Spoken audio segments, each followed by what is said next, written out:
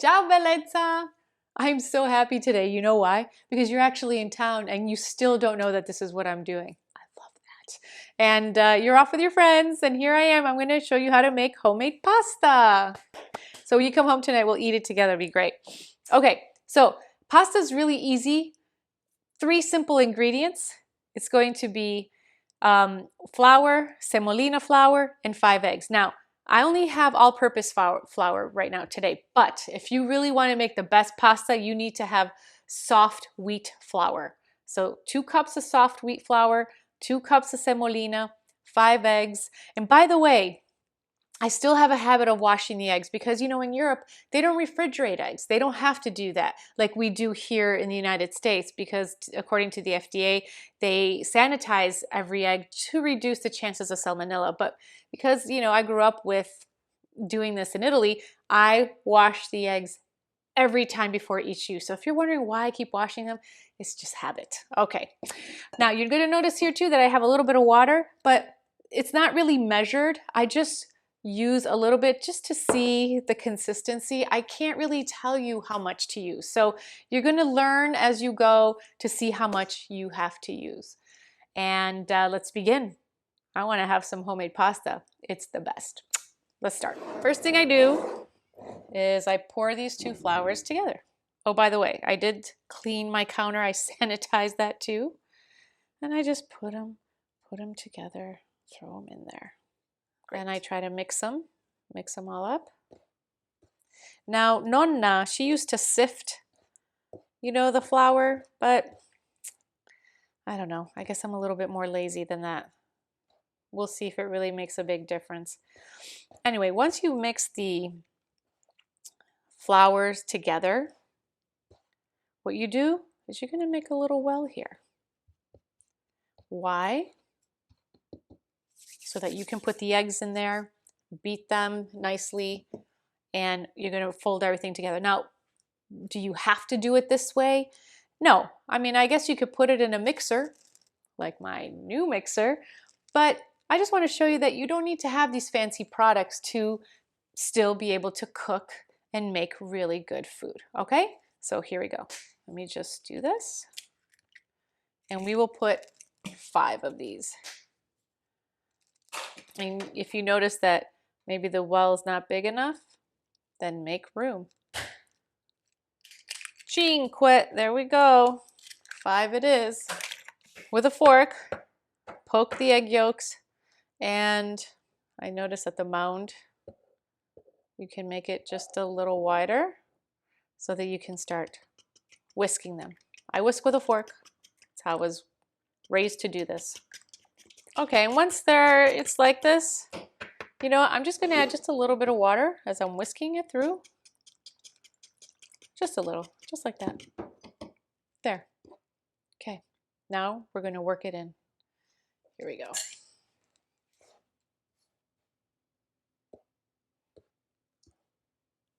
We got to work it somehow. Ooh, here it goes escaping.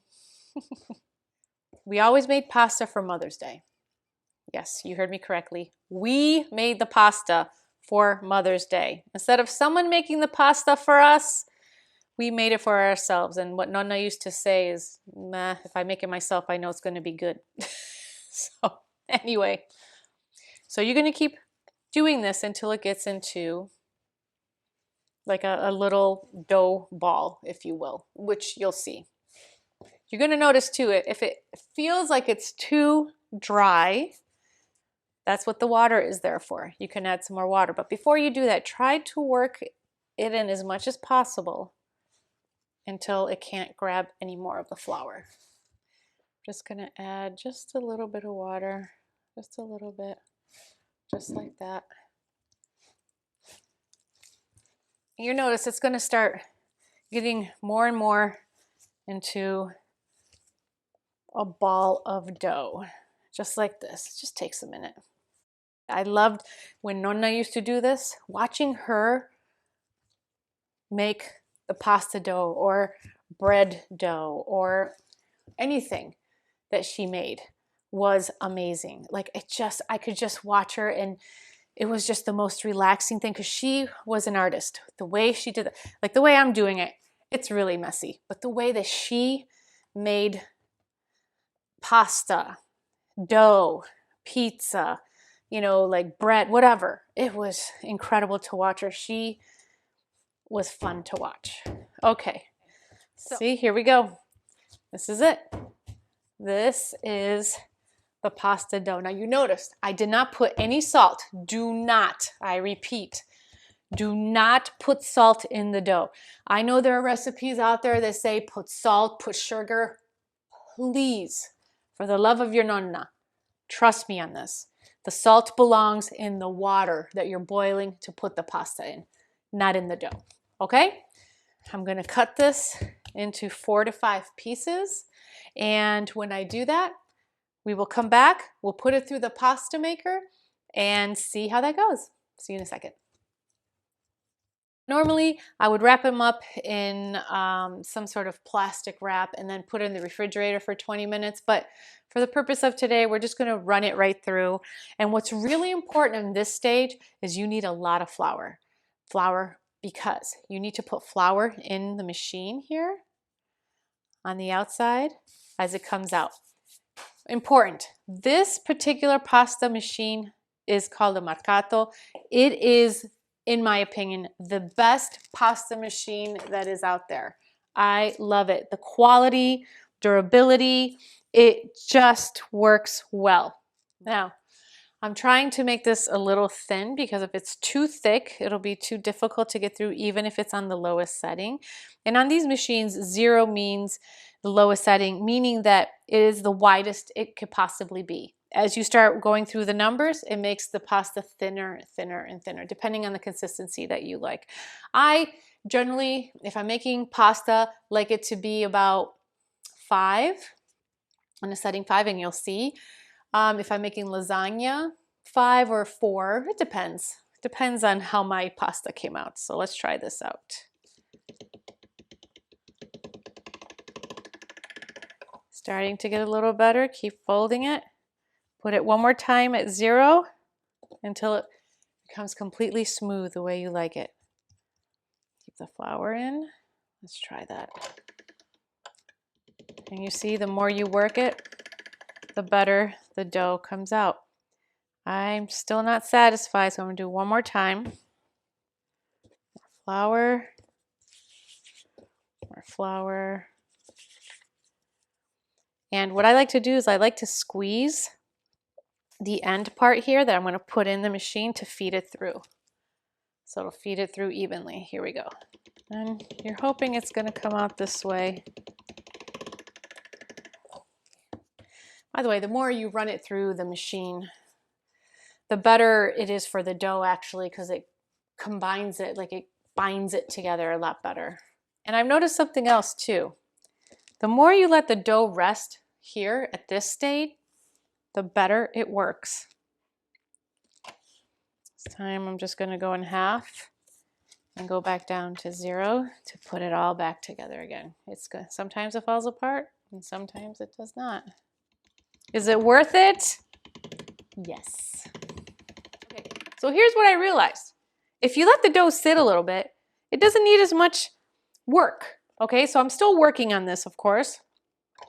But I've noticed that the more the dough sits, the better it binds together. And if it doesn't, and it looks like this, then just keep working it till it, you know, just keep flour on it so it doesn't get sticky, but keep working it, working it, working it, and it is going to bind together. Like, you just got to just be persistent. I'm so frustrated. Just be persistent, you know? Mistakes happen. You know, no chef is ever going to show you all the mistakes. Trust me, sweetheart. I'm being so real with you. So if you get frustrated, just know so does mom. Okay? But it's getting there. So now I'm going to make it smaller and put more flour in the machine. By the way, you never, ever, ever wash this machine with water. Ever. You get a brush, you dust it off. End of story. Okay, here we go. It's going to get better and better. Now let's put it to 2. Let's continue the process. Boom, boom, ba. Here we go. So what I'm doing here, you see how the edges now are getting smoother and smoother, because what I did is I grabbed this like this and I went in, out, and over, and I folded it in. Whoops, that's a little too thick. Sorry, sweetie. Let me do this correctly. Let's go like that. And then I went back. See how the edges, I'm going to make them straight like this now. And I went back to 0, put the flour in, and let it work its way in so that the edges would come out nicely. You see that? See how the edges are nice? So now I'm going to put it on 1 and keep going. Let's go this way. And cinque.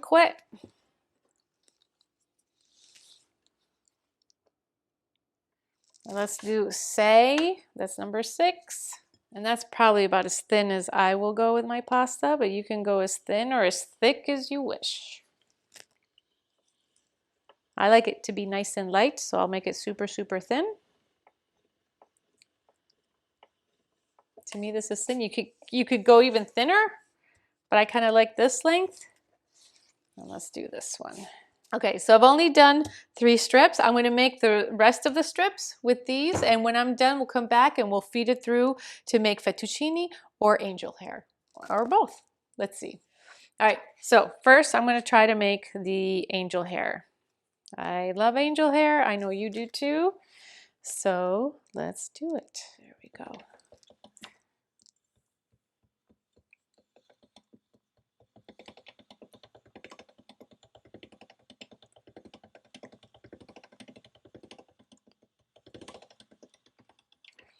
So what I'll do is I'll grab it, but because it's angel hair, actually, you know what I'm going to do? I'm going to twist it. I'm going to twist it around just like so. Hold on, let me show you. And I'm going to lay it out just like this, okay? Put some flour on it. Actually, I put flour on all of this as I make the angel hair. You're going to have little pieces. It's okay. Use it all. It's all delicious. And I'll just put that in the corner like that. So I'm doing this before I finish the other pasta because I don't want it to dry out, because if I'm making angel hair and the pasta starts drying out, that's how it breaks off. See, so I have to be very careful and make sure that I do this quickly. And the rest I'm going to do is probably fettuccine. See, just like this. Grab and twist and put it out. Okay? And so just keep going, keep going. I'm telling you, this is so good. People say, oh, why don't you put salt and this and that? You don't need salt in the dough. You need it in the water, the pasta water. That's where you want the salt to be, because you can control how much salt a lot better that way than you can in the dough. Besides. And there you have the angel hair. Now I'm going to make the fettuccine. Okay, so I learned something. Why I didn't get it the first time, I don't know. So I realized that when you have this, okay, make sure that you really flatten it. And if you need to, you know, just put a little flour out, get a little roller and flatten it out before you put it through the machine, because it really helps from keeping it from breaking apart, okay? So look at that. Look at that. Yes. Woo! That's what I'm talking about. Let's go to 6. Un'altra volta. Andiamo. Makes you want to sing. E la luna mezza mare, mamma mia, me mare tare. Look how beautiful that is. Oh, I can't wait to make fettuccine out of that. So I'll be back. I'm going to continue doing what I just learned. Yay! I taught you the trick. You got to start it a little flat inside. It makes it so much easier. Now I know. Now I'm going to make fettuccine, okay? We're going to put the fettuccine and we're going to dry the fettuccine here because it's a thicker pasta and it's not going to break off as easily as the angel hair. So let's do this. All you got to do is put it in just like so. You can let this go like this. Put your hands underneath to push it away.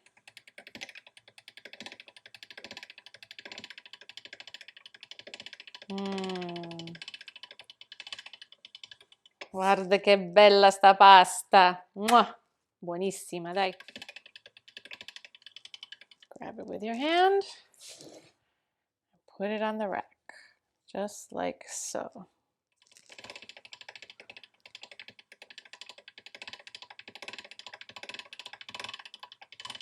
Voila. I actually have one more thing of pasta made, but I'm going to do it my time.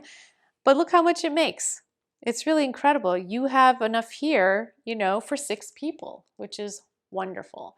So I hope you enjoyed this, sweetie. And remember, I even had issues doing this, but be persistent. Keep working at it. And the little tidbits that I can tell you to take away from this is before you feed it through the Mercato, make it nice and thin to go through, and then it'll work itself easily.